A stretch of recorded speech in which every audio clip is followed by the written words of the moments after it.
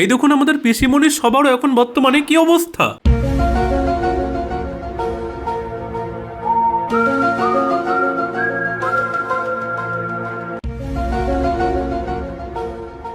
বলছি পিসি, কিছুদিন আগে দেখলাম যে অভিষেকদার একটা সভায় পুরো চেয়ার ফাঁকা, এবার তোমার সভাতেও এই অবস্থা কেন পিসি?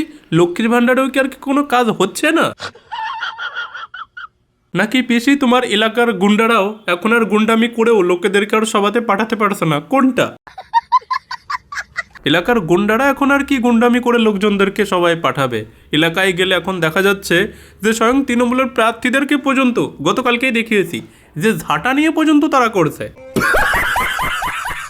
বিশ্বাস করুন এই ভিডিওতে যা দেখা যাচ্ছে, একটা কথা মনে রাখবেন, যদি এই ভিডিওটা সত্যি হয়, আমি ভেরিফাই করছি না যে এই ভিডিওটা 100% সত্য বা মিথ্যা, কোনোটাই ভেরিফাই করছি না, তবে এটা গ্যারান্টি দিয়ে বলতে পারি যদি এই ভিডিওটা সত্যি হয় তাহলে পিসিমণিও বুঝে গিয়েছে যে এবার ভোটের রেজাল্ট কি আসতে চলেছে।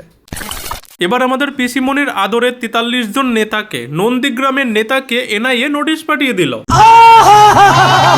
আর এই 43 জন নেতাকে এই মুহূর্তে কেন ডাকা হয়েছে জানেন? তদন্তের জন্য। কারণ এনআইএ এটার তদন্ত ভার পেয়েছে মাত্র গতকালকে তদন্ত ভার পেয়েছে আর আজই নোটিশ ইস্যু করে দিয়েছে।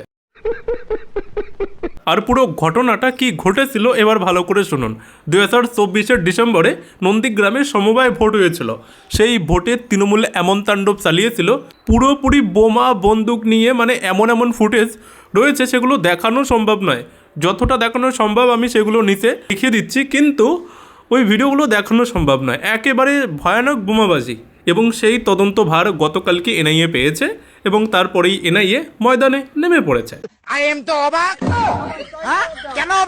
বিশ্বাস করুন, যে সমস্ত বড় বড় নেতারা আছে, তাতে যে দলেই থাক না কেন, যারা এই মুহূর্তে মারধর, উল্টো পাল্টা হুমকি ধমকি এটা সেটা করছে না, বিশ্বাস করুন সবারই সময় আসবে, শুধু অপেক্ষা করুন।